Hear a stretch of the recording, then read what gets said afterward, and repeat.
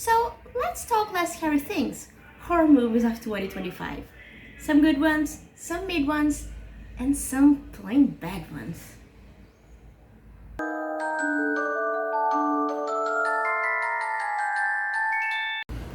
You're a 95-year Korean man who finally saved enough money to buy your own apartment. Sure, it was quite expensive and you'll be paying for it for a while. And yeah, you were going to live in there with your fiance and she broke things off. You're also drowning in debt, so maybe don't turn on every light at night or any light ever. And why is that? Did the economy just crash? You lost a lot of money on 84 square meters of drywall, circled by loud neighbors who just won't stop making noise. And it's always late at night. You can't sleep. They have driven you into alcoholism, or maybe that is just part of Korean culture. But the neighbors sure aren't helping. Plus, your downstairs neighbors keep leaving notes on your door telling you to stop with all the noise. It's not your fault. I don't care that you have children. Once the lady from 1301, the apartment below you, comes knocking on your door and begging you to stop, you finally crash out and go upstairs to complain. The guy who lives at 1501 is strong and lifting weights, but he isn't the guilty one. He also has complaints. One more flight upstairs to go, and it's an old couple and the old man is using a walker.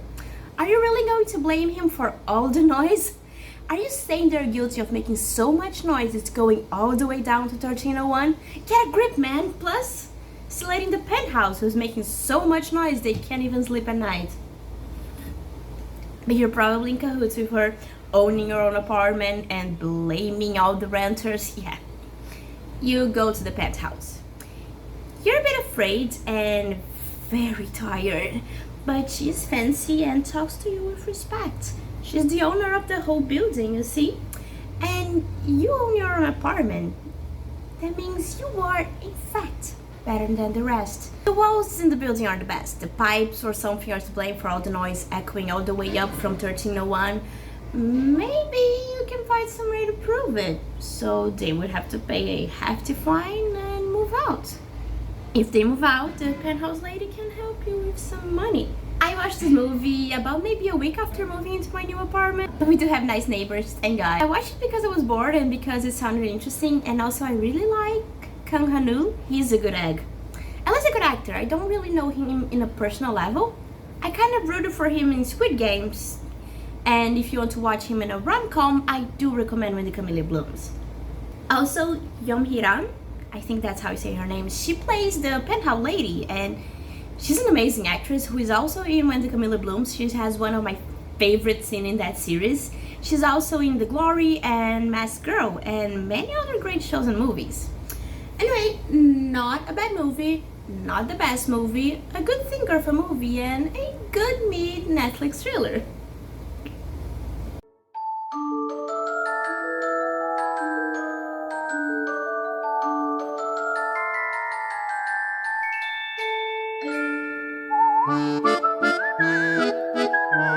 We've got ourselves the prequels of all sequels with bloodlines, and maybe even one of the best Final Destinations, in my humble opinion. The year is 1969. Man went to the moon, we had Woodstock.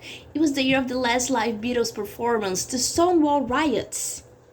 And also the year of the grand opening of Skyview. 5 months ahead of schedule.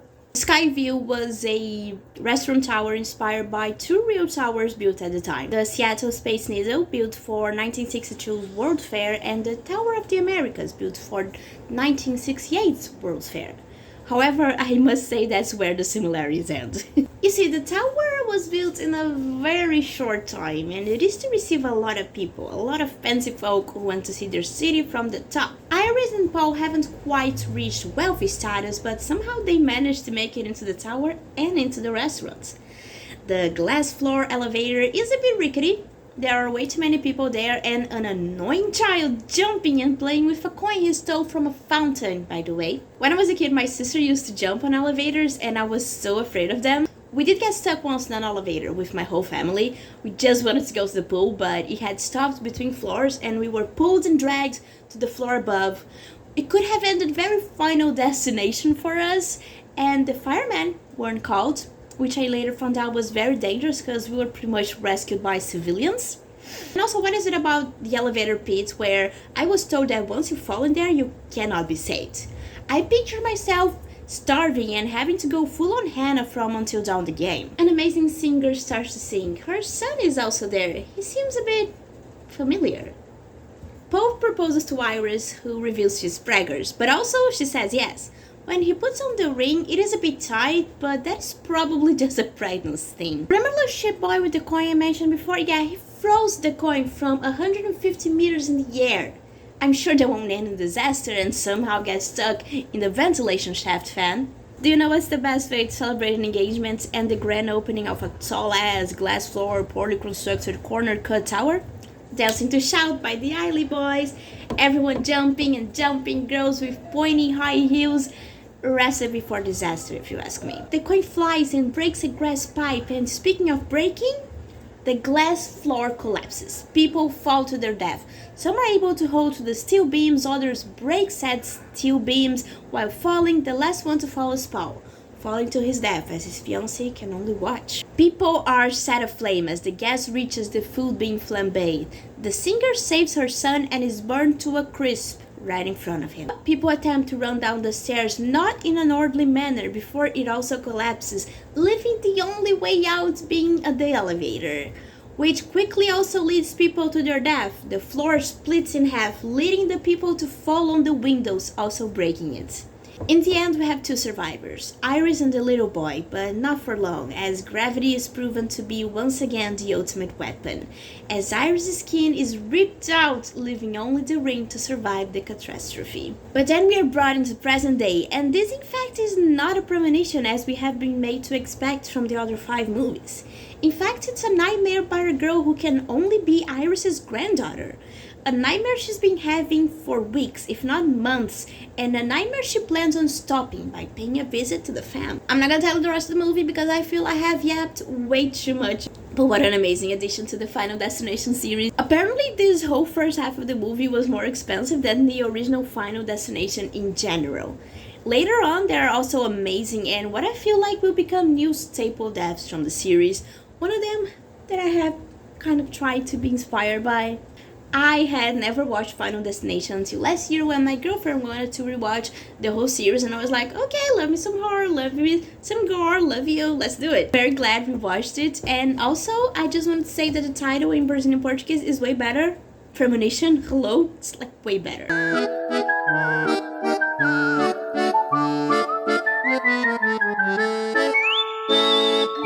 Begins, a PlayStation production. A girl is trying to escape a creature underground. She manages to break free from under the earth, only to be met by a masked killer holding a sickle.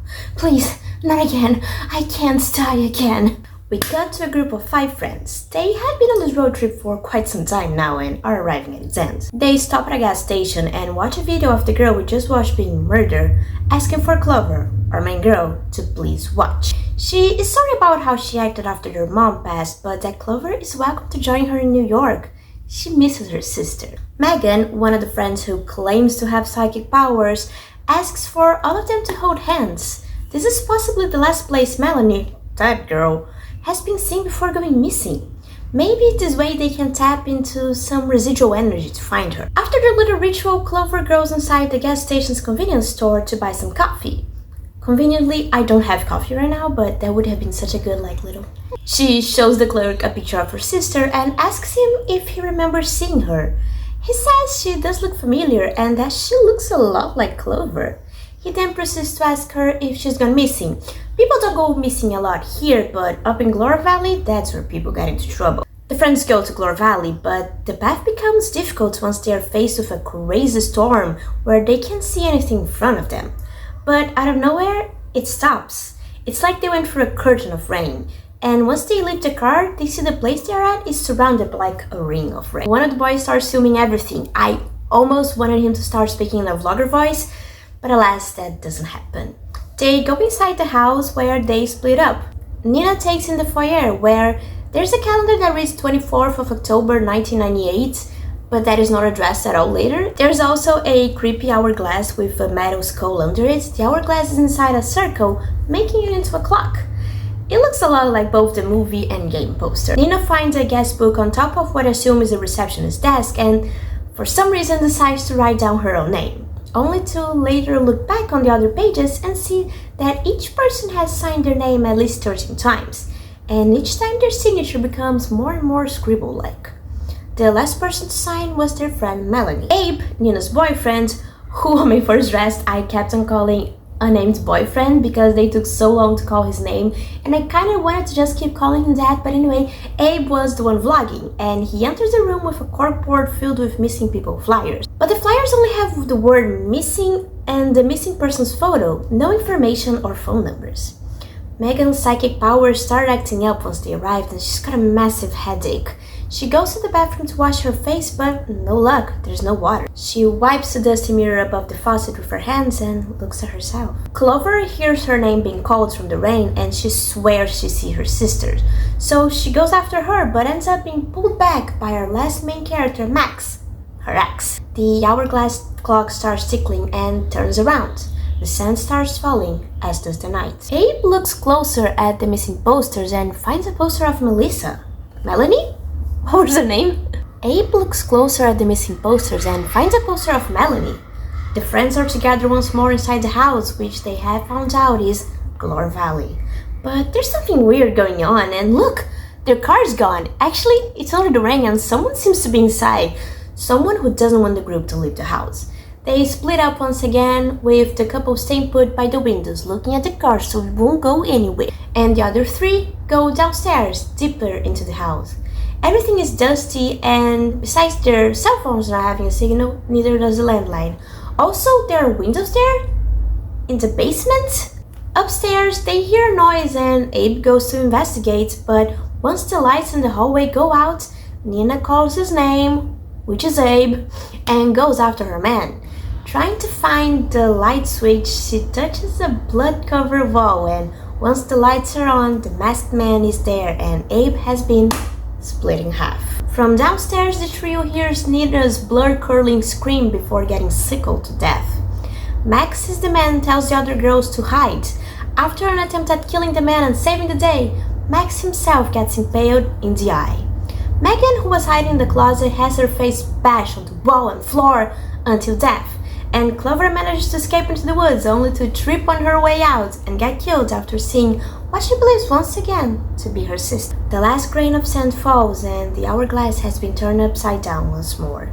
Nina is now writing her name under her last signature. Megan is wiping the mirror once again. Abe is looking at the flyers and Clover is being pulled out of the rain once more by Max. But something is different. They all remember last night. They all remember dying and their bodies have scars from where they were killed. This movie is actually quite good. It's such a shame it's called Until Dawn because yeah, it has a lot of the game's elements and Easter eggs and references, and Peter Stormare is the creepy store clerk and also the therapist in the game. But if you remove all that, if you remove the tiny references and change a bit of the ending, it's just a fun horror movie. I had terrible expectations. I love the game, I really like the characters in the game and the mechanics, but the movie rocks. It is giving Cabin in the Woods like any other movie could be in the same universe, and it's just as fun and the SFX are so good, some nice gore with a good plot. So if you haven't played the game, just watch the movie. You don't need to know anything about the game to enjoy it, and if you have played, just go, hey, isn't that Peter Stormare? I wonder what he's up to.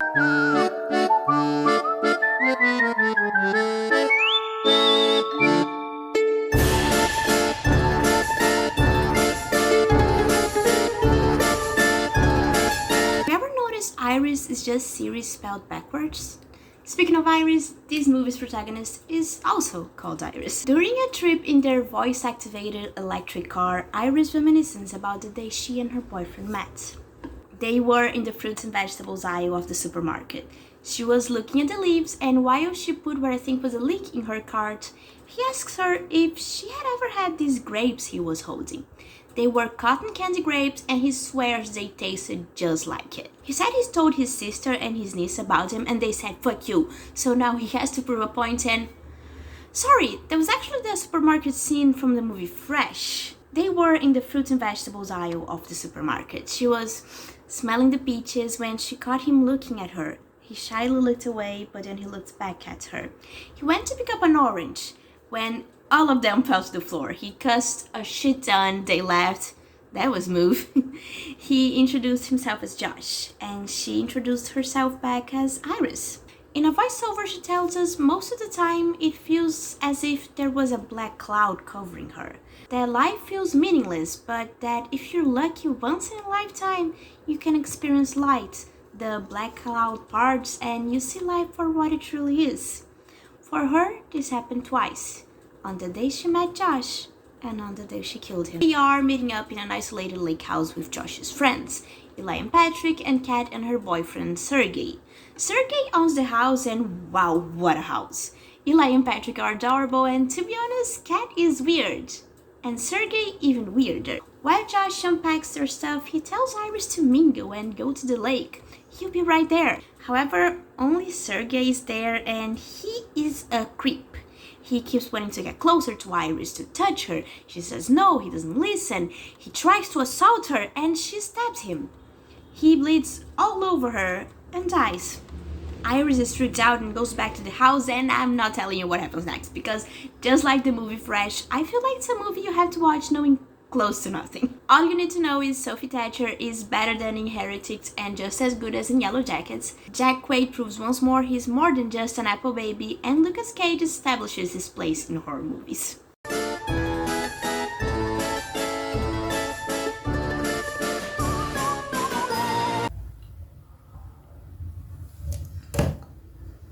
I was going to talk about another movie, the I Went a Berry one, Opus, not After the Hunt, the nothing burger of a movie I watched last night, thinking it was going to be a good horror movie instead of whatever the fuck that was. Let's talk about another horror movie instead. The movie begins with a voiceover over a bloody prom queen crown being held. Everyone said I'd end up this way, that my last name is cursed, and I'd be dead or a killer before graduation. And in a way, they were right. Title card. 2 days before our opening screening, we see a 1988 Shadyside High School, a school bus arriving, teens skating in, a couple kissing in front of the lockers, the goth kids and the popular girls. Shadyside is a shit show, especially compared to Sunnyvale. You will know that if you watch the much better trilogy Fear Streets, insert years here, or maybe, I guess, read the book. Harmony LaFay, student reporter reporting the news. Proms are coming. There are 6 girls on the run to become prom queen. Tiffany Falconer, the leader of the wolf pack, but I, Sofia, think the group should have been called Birds of Prey, since her name is Falconer and her family has a huge, gaudy falcon statue in their home. She is the mean girl, and honestly that's her whole personality throughout the movie. Christy Renault, small-time weed dealer, big-time rebel. Has had sex. And also the other Wolfpack girls are on the run. Linda, she's got good grades. Debbie, she talks a lot, reads you to filth if you piss off her leader. Melissa, Tiffany's lapdog. Tiffany says jump, Melissa says how high. The actress was also in the much better movie Until Dawn. And finally, our main girl, the one narrating everything. The least expected to win, the one whose mother killed her baby daddy in a fit of rage or something. Laurie Granger. Can you believe she's unpopular? She doesn't care for prom, and she's friends with Megan, a weed-smoking SFX makeup expert lesbian. Well, lesbianism is implied, which I thought would actually be a big part of the movie, just like in its spiritual prequels. But don't be fooled like me and my girlfriend, there's nothing gay or good about this movie. In a class where the teacher asks his students about their future, Megan says Laurie's dream is to become a writer. And once she is mocked for having her mom kill her dad, the non-lesbian has had enough and takes a liver out of her bag and chops her hand off in a fit of rage and unrequited love, maybe. Of course, it's all fake, the prosthetic hand and a shit ton of fake blood. Just something everyone should keep in their backpack, right? At night, the girls get ready for prom. They buy dresses, try on their makeup, make replicas of someone's head.